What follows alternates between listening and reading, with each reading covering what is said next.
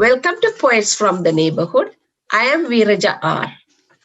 And I'm Bruce Jennings. We hope you'll enjoy the poems we'll be reading today, poems written by your friends and neighbors. First poem is one that I have written entitled Lost Children. The children of war stare out of wastebaskets throughout the land. The children of war look with boring eyes, eyes cast over such emptiness, honed to such hardness, peering from envelopes with curled edges.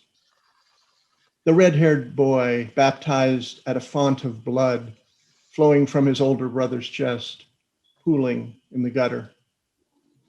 The naked girl running in the dry road, trailed by pads of dust, fleeing from men who would clothe her in fire. The baby of bones, distracted for a moment, turns away from a mother's withered breast to face the lens and the allure of a wave, a whistle, a bright thing. I hide from these children in the eyes of my own child. They find me nonetheless. They arrive in gravid bellies stamped with my address, and with a sharp edge I deliver them. Does severing entail connection? If he who puts them in is gone, is he who takes them out the father? I kiss the photographs, where all is flat and bottomless.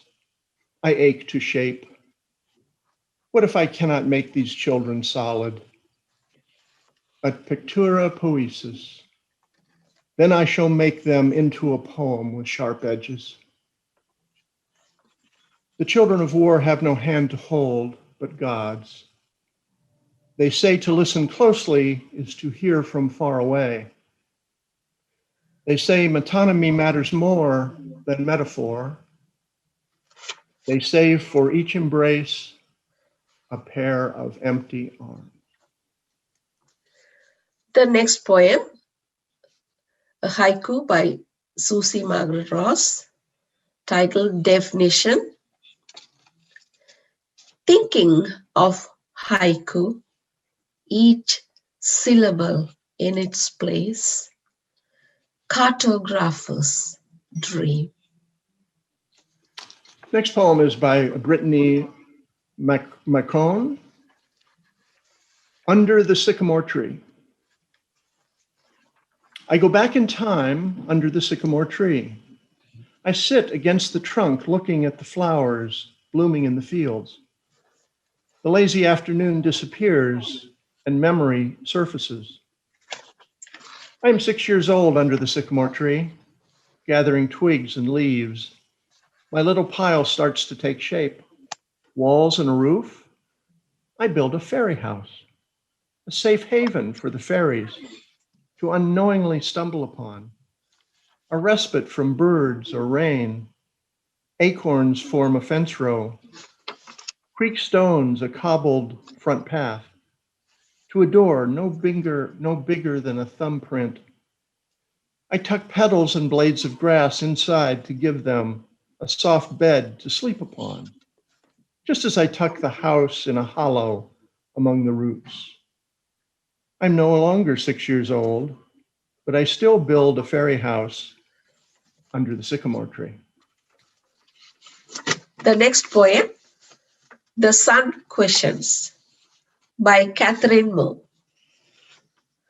Those who lived by air have fallen away, stood on a moor's edge and dropped hands into the bog palm, turned cold blue with the grasp, black with vespers, sons that grew to love the tilling, daughters that grew to fear the reaping.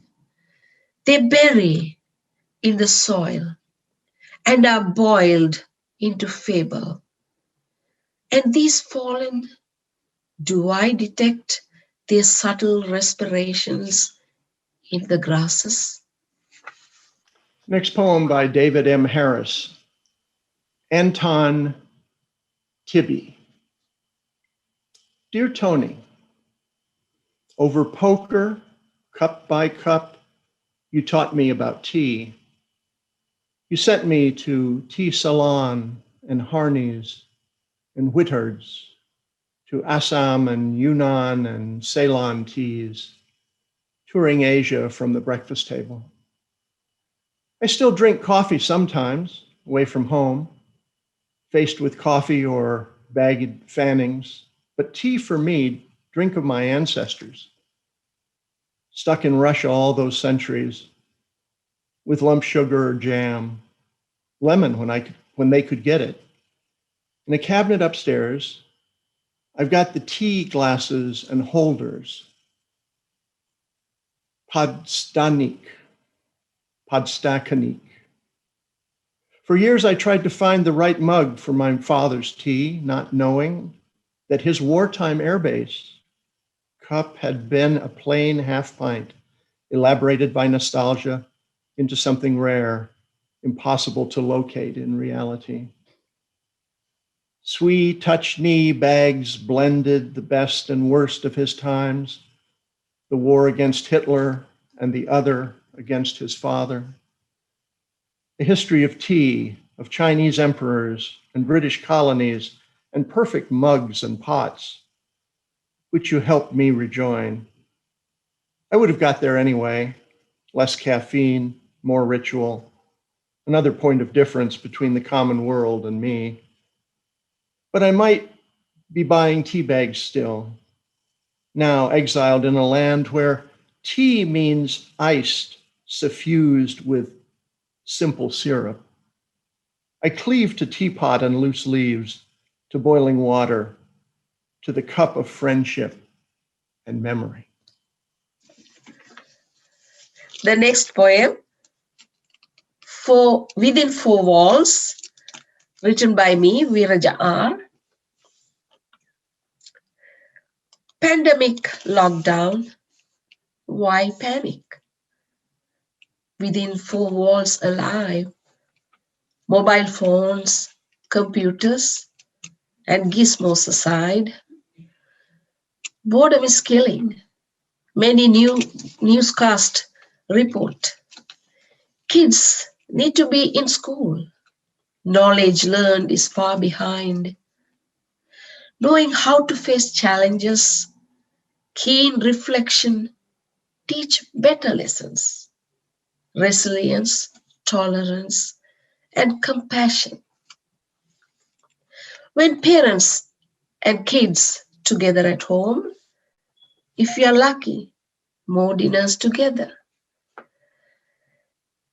If you are minimum waged, glean more than 1 million questions and worries of missing work hours, money for the next meal, frightened parents freeze thoughts in place with empty freezers, empty purse, and one too many empty stomach. Within four walls, hunger pangs. Pandemic away from pandemic. Why not panic? Thank you for watching Poets from the Neighborhood. We hope we'll see you again soon.